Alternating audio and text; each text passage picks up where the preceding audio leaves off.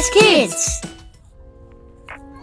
Hello guys, welcome to Kindness Kids, an initiative my brother and I started with my parents to spread the good news and good manners to children all over the world.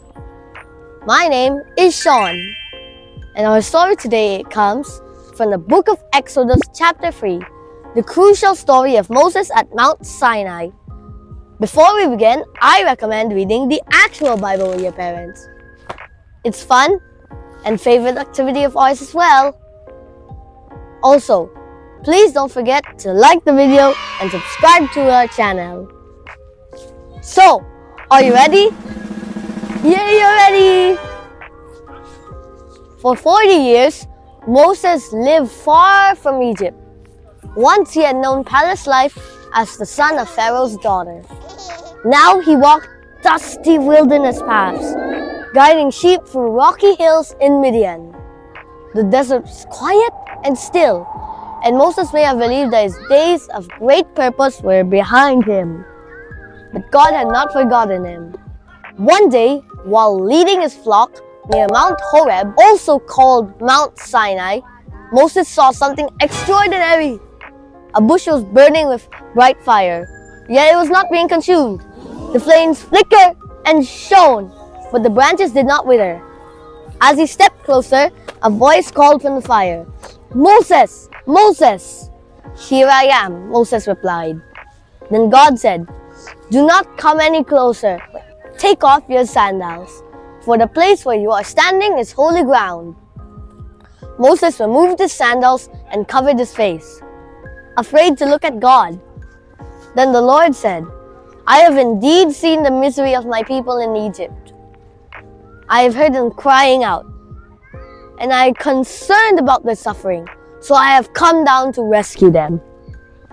Then came the calling that would change Moses' life. "I am sending you to Pharaoh to bring my people out of Egypt."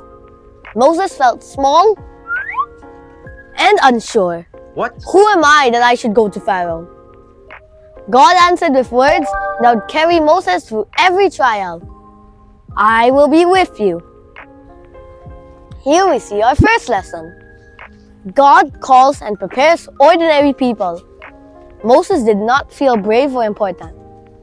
Yet God's presence would make all the difference. When Moses asked what name he should give the Israelites, God said, "I am who I am.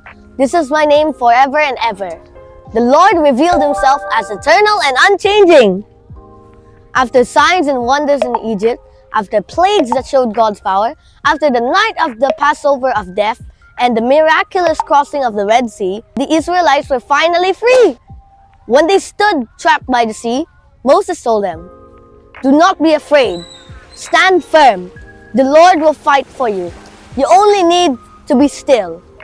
The waters parted, and they crossed on dry ground. Here is the second lesson. When we trust and obey God, He makes a way where there seems to be none. Months later, the people came to Mount Sinai, the very place where Moses had seen the burning bush. On the third day, thunder roared and lightning flashed. A thick cloud covered the mountain. A loud trumpet blast sounded, and all the people trembled.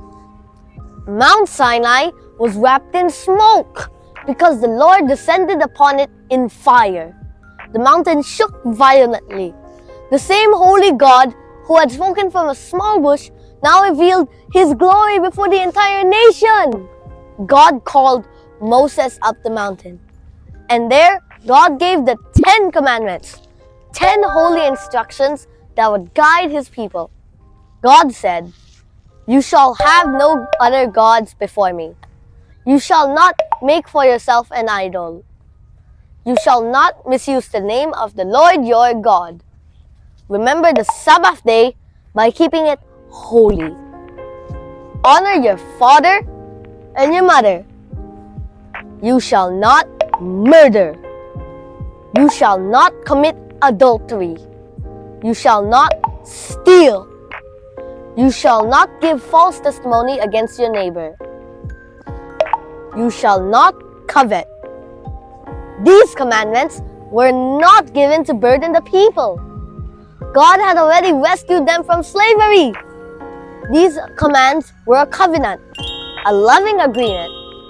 They showed the people how to love God with all their hearts and how to treat one another with justice, honesty, and respect. This is our third lesson. God's commands are for our good. The holy God that delivered them from Egypt now guided them in how to live wisely and faithfully. Sinai was more than a mountain. It was the place where a former shepherd stood in the presence of the Almighty God. It was the place where a freed people became a covenant nation. The burning bush had been a personal calling. Sinai was a national promise, from the quiet desert to the trembling mountain. Every step of Moses' journey showed that the Lord who says, "I am," is faithful in every generation. And the God who spoke from fire still calls his people to trust him, obey him, and walk in his ways. Thank you so much for watching. If you love this video, we'd appreciate a like and subscribe so you can do more. Bye! We're going to leave you with free table talk questions for dinner tonight. Pause the video right here, take a screenshot, and see who has the bravest answer.